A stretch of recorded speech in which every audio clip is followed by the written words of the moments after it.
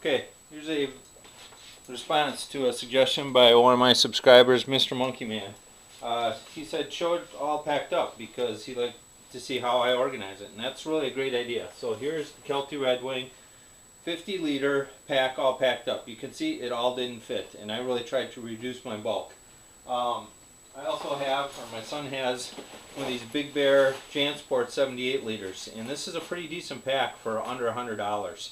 I don't know about the long-term durability, and Jansport quality has gone down over the years, but it is highly adjustable system, and it only weighs 3 pounds, so it really weighs the same as this Kelty Redwing, and it's just basically a big stuff sack with a couple of outside external pockets in the dome lid pocket. So I may try that, may pick something up like that, because for this 30 pounds, it's 25 pounds plus 4 pounds of food and plus my water, so you know I'm looking at less than 35 pounds. That pack would do it. I'm not sure it would handle 60 or 70 pounds. I mentioned that, you know, if I'm going 2 miles or just doing a quick overnight and not doing multi-day, well, the chair's probably going to come with me, and you know that would be able to go right here, whatever. So real quickly as I can, here's my sleeping pad. You know, it could be the thermarest there, they both fit. That's really tight, that doesn't dangle. I wouldn't want to put a sleeping bag or a tent down there, that would end up dangling. On top here, you can see everything didn't fit in, and mainly that's the bulk of that mosquito net. That thing does not compress. I tried putting in a compression sack. So inside a compression sack here is my clothes bag and my mosquito net. I may put my sleeping bag up there. Again, you want to tie it on there so it's pretty tight. This is maybe not as tight as I'd normally put it on there, but it's pretty good. And it does work. This looks a little sloppy. There's a lot of stuff hanging down. This is that REI flash pack. I could just use a stuff sack. See, this is really sloppy here. I'd have to do something with all this as you're hiking down the trail. Just tuck it in. On this side here is my Glacier stainless steel cup and the 1 quart Nalgene type bottle from REI. So that's there. And here is the side pocket, and in here I have my SteriPen and my trowel. Probably not good to have those together. Normally I put this in a plastic bag. So that's on that side right there. It's pretty tight. I could also slip my Crossmore in there if I was going to take that. Okay. On this very outside pocket here, I have the toilet paper, this little emergency kit, and the top to the Nalgene for the SteriPen adapter, and that little battery powered glow stick that I told you about, and then just hand sanitizer and baking soda duct tape. So kind of like repair essentials in there, and you know, again, this is pretty tight, but it does work. A little tighter than I'd like it. I'm going to have to probably work on that, because that's too tight. Okay, over on this side, this is a little extra REI pack, and I got my leather gloves in there, and my hat, and my wool gloves, and you know that all compresses down pretty well. Also got my coffee and my Lexan spoon, my foldable cup, my MP3 player, and that Perderno baking pan with my spices and olive oil and honey in double plastic bag. And then I just want to show something kind of cool. There's a little pair of tongs. Like I say, I like to make bacon and ham and steak and stuff like that. So there's a little pair of tongs, some matches in there. So that all fits in there. So if I just want to get easy access to it, you know, it's there. It all fits in there, and my homemade lid to my Glacier cup. So that's all in there. As you can see, it's kind of stuffed full. Not the most organized, but it all does fit in there. And I could swap this stuff out for other things. Even got a little extra side pocket here, right? Okay, and this unzips here. Trying to do this fast. In here, this really isn't that stuffed. You know, I got my first aid kit in there.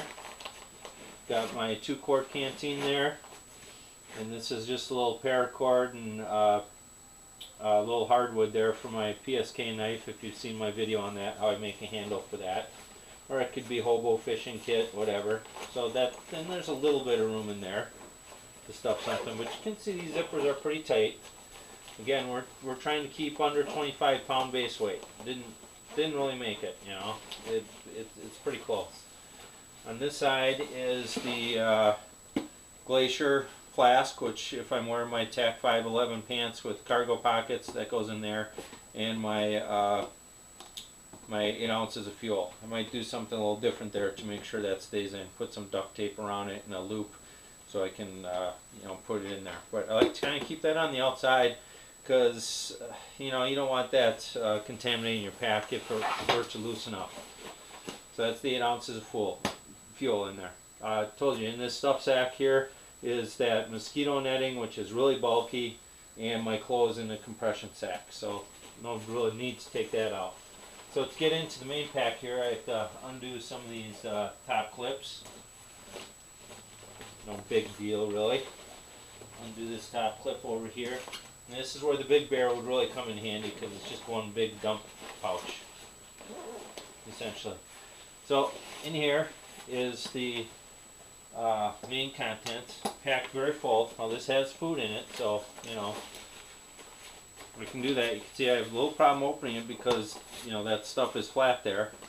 I got that trauma blanket, so that could be a ground cloth training. I have my sit pad there. I always kind of keep that on the outside. I might even lash that on the outside if I were stopping often enough. So those two things in here, you know, in no particular order, but because it fit in here. It's my paracord, my stake bag, the tarp, which is pretty heavy, somewhat bulky. I switched out the stuff sack. Here's my cooking kit. So you've seen what's in there. I mean, it's basically the 0.9 liter pot in a pot cozy. And inside there would be my Trangia and all that. My little sponge there. So this is a little difficult to get out. It's tight, but it all fits in there. So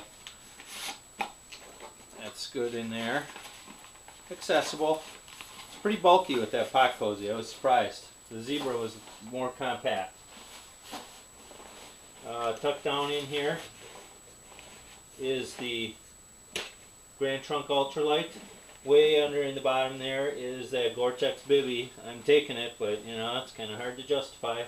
There's my sleeping bag. It fits really compact when it's in a stuff sack like that. A bigger sleeping bag wouldn't fit in here. A bigger sleeping bag I'd put on top and then put this stuff inside. Again, this is really tight. There's my gasification stove. And just as a real quick note, I always leave the I don't put anything inside it because I like to fill it with fuel, you know, sticks for the next trip or for the next cooking meal. So I try and get my fuel in there before I leave my destination for the next one.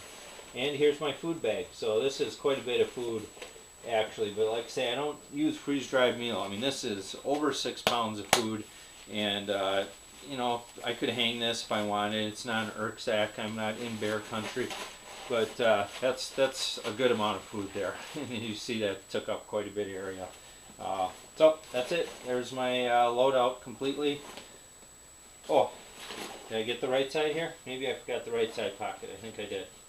So in the right side pocket is my rain pants and my fire starting kit and my emergency fishing kit. So that's everything there. So that's the whole loadout. Quick video. Hopefully that gives you an idea of how I pack it out.